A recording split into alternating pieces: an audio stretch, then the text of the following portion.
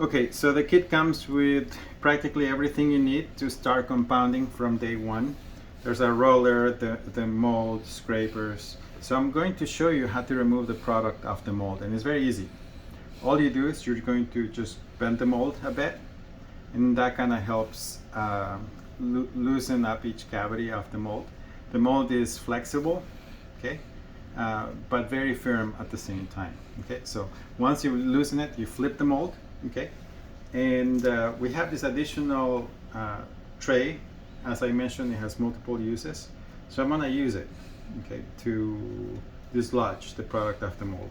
Okay, so I'm going to simply place it upside down, okay, and the mold fits perfectly on this support fixture. Okay. Then I'm just going to peel the top layer right now, which is actually the bottom component of the mold.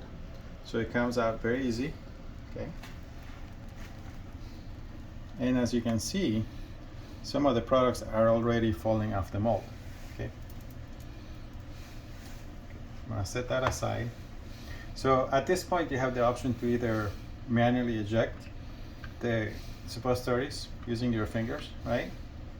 And it doesn't take that long. As you can see, they're all falling. Or we also provide a roller that also helps with ejecting. Okay, so I'm going to push that through.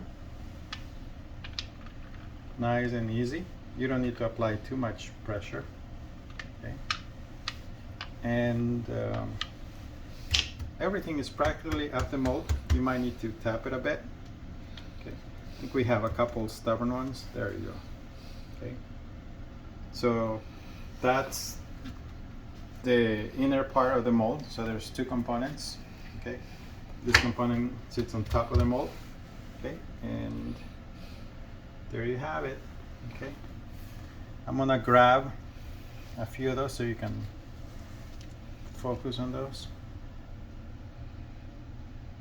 You may also focus there. Move it a bit.